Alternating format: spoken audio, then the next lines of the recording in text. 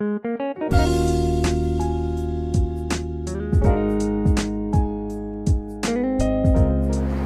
वालेकुम, मेरा नाम सर यासीन है। मैं UMC में आपको खुशामदीद कहता हूँ। हमारा नेक्स्ट टॉपिक है वेरिएबल वैलेंसी। मेजॉरिटी एलिमेंट जो है उनकी वैलेंसी एक ही होती है। जैसे सोडियम है, सोडियम की वैलेंसी 1 होती है और ये 1 ही रहती है, 2 या 3 वैलेंसियाँ इसकी नहीं होती। लेकिन कुछ एलिमेंट्स ऐसे हैं जिनकी वैलेंसी 1 से ज़्यादा होती है, तो ऐसी वैलेंसी वेरिएबल वैलेंसी कहलाती है।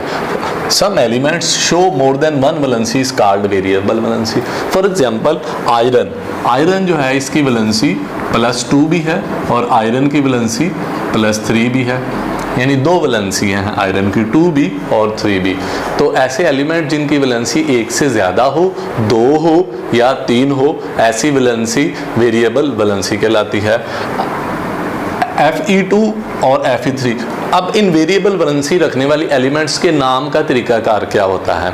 वो एलिमेंट्स जिनकी लोअर वैलेंसी होती है उसके नाम के लिए एंड में OUS का वर्ड यूज़ किया जाता है, और वो एलिमेंट जिनकी वैलेंसी उसी एलिमेंट की अगर वैलेंसी ज़्यादा हो उसके एंड में रिक का वर्ड यूज़ किया जाता है। फॉर एग्जांपल FeSO4, इस कंपाउंड को कहते हैं फेरस सल्फेट, क्योंकि इसकी वैलेंसी 2 है और इसके एंड में OUS आ रहा है, फेरस सल्फेट। और वो एलिमेंट जिसकी आयरन जिसकी वैलेंसी ज़्यादा है, Fe2SO4 थ्राइस, इसमें Fe की वैलेंसी 3 है, तो इसके नाम में रिक का वर्ड यूज़ किया जाता है, फेरिक सल्फेट। ये कंपाउंड कहलाता है FeSO4 फेरस सल्फेट, कम वैलेंसी वाला, और ये कंपाउंड Fe2SO4 थ्राइस, इसका नाम फेरिक सल्फेट रखा जाता है।